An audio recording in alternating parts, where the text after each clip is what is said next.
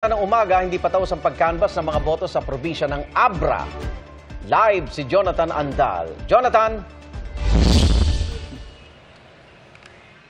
Igan, sa mga oras na ito ay wala pang pinoproklama dito sa probinsya ng Abra kasi meron pang inaantay na 3 bayan na hindi pa nakakapag-transmit ng boto. Pero sa gayon pa man, may pumapasok po, gaya po sa nakikita nyo sa likod ko, may pumapasok na 86% ng inaantay na boto ay nakapasok na rito sa Provincial Canvassing Center. Doon sa mga presinto na inaantay, 91% na po ng mga presinto ang nakapag-transmit na rin ng kanilang mga boto. Kaya sa mga oras po na ito, meron na tayong nakikita nakaambang manalo sa provincial level positions. Batay po sa partial and official tally na mula sa COMELEC Media Server as of 7:31 a.m.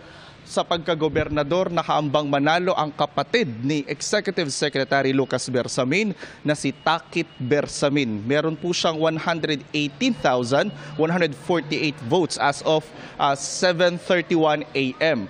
Ang kalaban niyang si Kiko Bernos ay merong 29,890 votes. Sa pagka-Vice Governor, nakaambang manalo si Ann Bersamin na sa ngayon po ay merong 115,446 votes.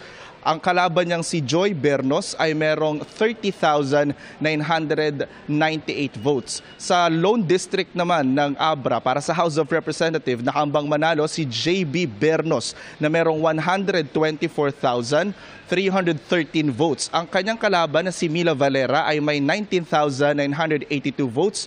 At ang isa pang kalaban nila na si Dayday Ifurong ay may 1,132 votes. Igan na nagiging problema doon sa 3 bayan na hindi pa nakakapag-transmit ng boto, yung layo ng ibang mga presinto. Halimbawa, ang 3 bayan po na wala pang natatransmit na boto rito ay Peñarrubia, Tineg at Lacub. Doon sa Tineg at sa Lacub, may mga presinto na malayo, kaya kailangan ibiyahe yung mga ACM at balota papunta dun sa sentro, sa poblasyon, kasi nandun yung Starlink na gagamitin nila para makapag-transmit ng boto. Doon naman po sa Tineg, may mga presinto na sa sobrang layo, kailangan mo raw maglakad ng inaabot pa ng 2 araw para marating yung presinto na yon. So ang gagawin ng mga otoridad para po makapag-transmit ng boto, i-airlift yung ACM at yung balota mula doon sa barangay na nasa bundok papunta sa poblasyon o doon sa sentro ng bayan ng Tineg kung nasaan yung Starlink para doon sila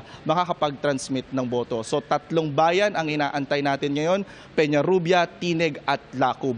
At ang isa rin sa gusto nating malaman kamusta yung voter turnout dito sa Abra? Kasi po sa mga nakaraang eleksyon, laging lagpas sa 80% yung voter turnout dito. Ibig sabihin, masipag yung mga taga-Abra na bumoto. 8 sa kada 10 Abreño ang laging bumoboto tuwing eleksyon. So gusto nating malaman ngayong eleksyon kung ganon pa rin, mataas pa rin ba yung voter turnout dito sa probinsya ng Abra. Yan muna ang latest mula rito sa bayan ng Benguet. Ako po si Jonathan Andal para sa GMA Integrated News. Dapat totoo sa eleksyon 2025. Maraming salamat, Jonathan.